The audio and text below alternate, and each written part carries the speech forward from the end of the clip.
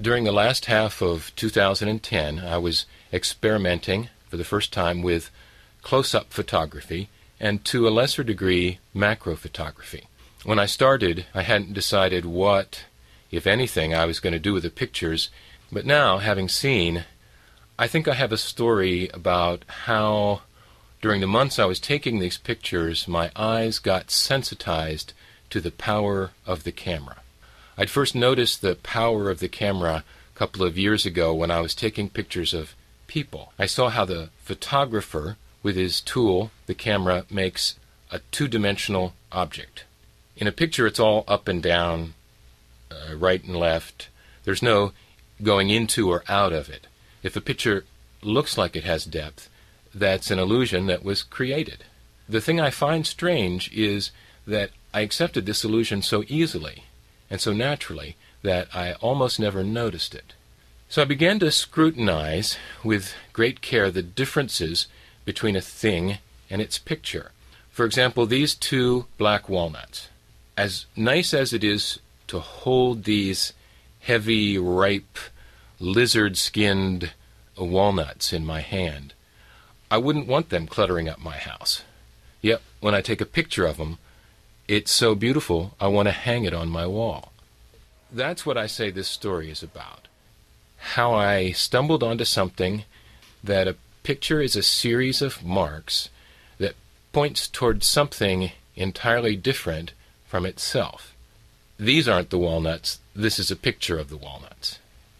One of the strands of the story is how deeply immersed I became in the hand-eye process.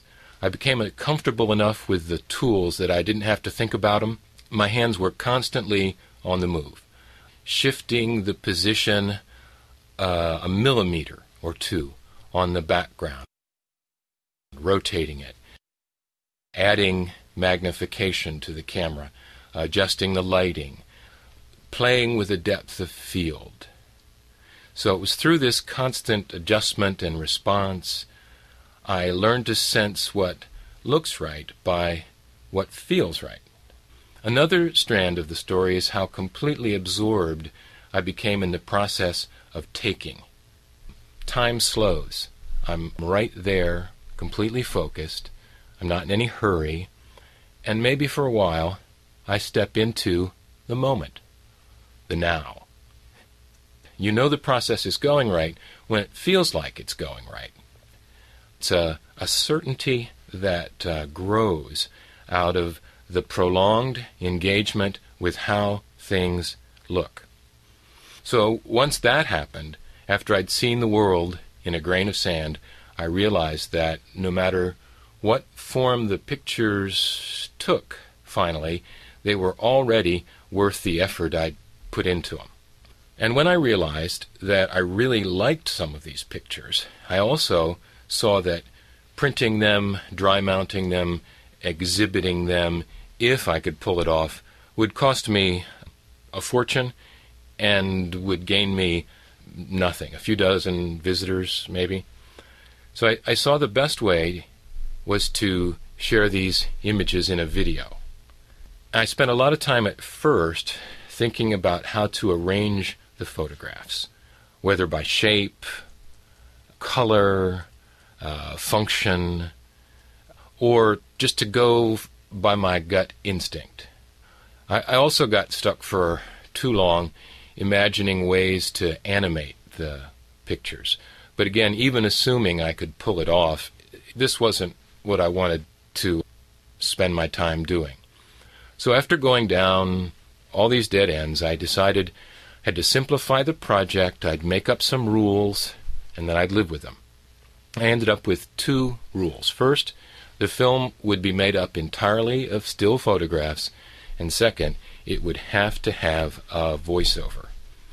The reason for the voiceover was the challenge. Could I say something about the pictures that didn't take our attention away from them? The first thing that happened, I think, was my visit to Lowell's workshop. One day last spring, I was at Lowell's house to borrow a tool, and he invited me back to his workshop. As soon as I saw it, I knew I wanted to photograph it. I went back a few weeks later, took hundreds of pictures, and didn't get what I wanted. Even doing panoramas and stitching photographs, 20, 30 photographs together, I was never satisfied that I'd captured that fabulous array of tools, each sized and categorized and stowed in its place.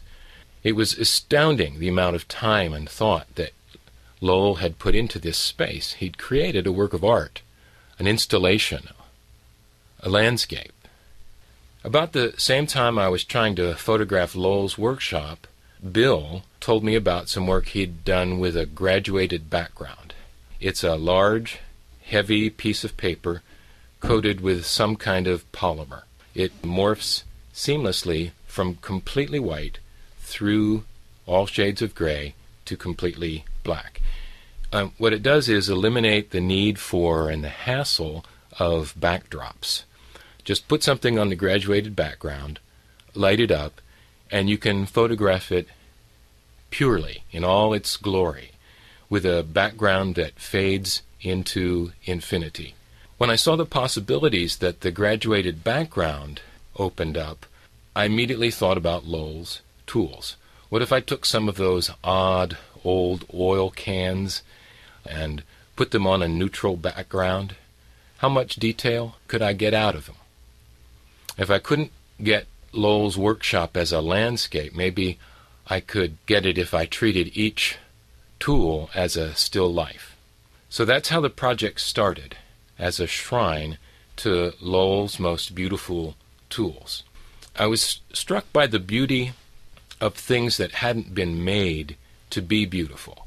And I was especially drawn to marks that history left on things, the dents, the nicks, the scratches, the worn and chipped places, the way something rusts first in this place and not in these other places, or how the handle of a screwdriver darkens over the decades with the use of grimy hands. By the time I finished photographing Lowell's collection, I was really on a roll, and I began to look at every object in my house and imagine what it would look like sitting on the graduated background and lit by 600 watts. Anything, it seemed, could be made to look ravishingly beautiful. For example, on a short walk with Maria last fall, I found a magnolia pod studded with bright red seeds covered in this luscious brown fibers.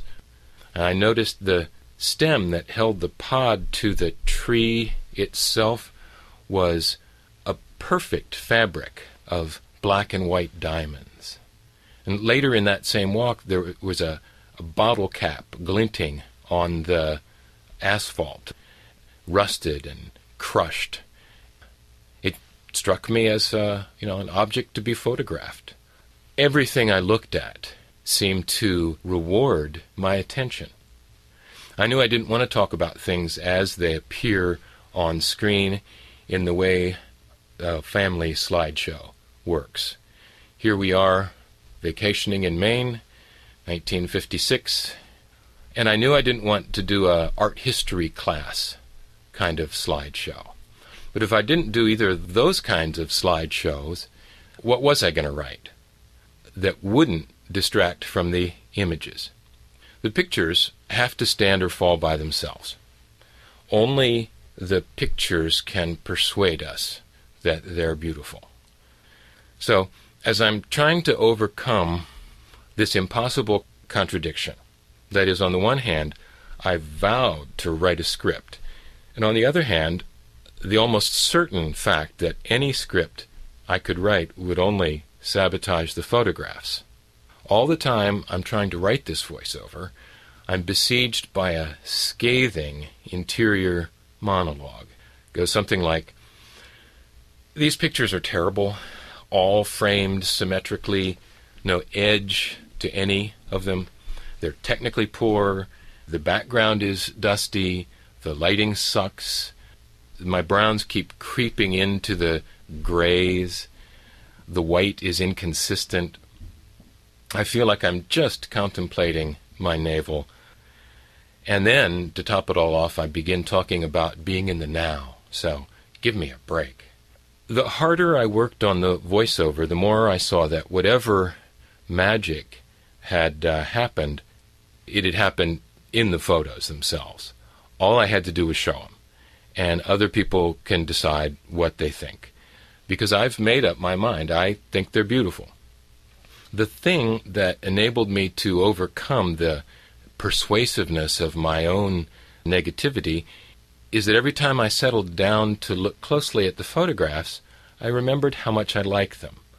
I wanted to honor them with the story of their making. And I ask you to join me in viewing these shrines to the world of things. That would be the whole story, except for one thing. I haven't talked about Dirk's contribution. Early on, I sent Dirk some of the photographs, and he liked them. When he wrote back, he said something about how they approached pure meaning. I asked him what he meant by that. He referred me to Scott McCloud's book, Understanding Comics, but I just got lost in the complexity of McCloud's taxonomy of images. When I still didn't get what pure meaning was, Dirk sent back a clarifying email that really struck me and stuck with me.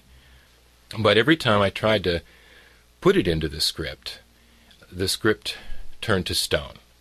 After I mentioned pure meaning, I couldn't write another word. Before we had language, we, as a species, probably drew pictures in order to show what we mean.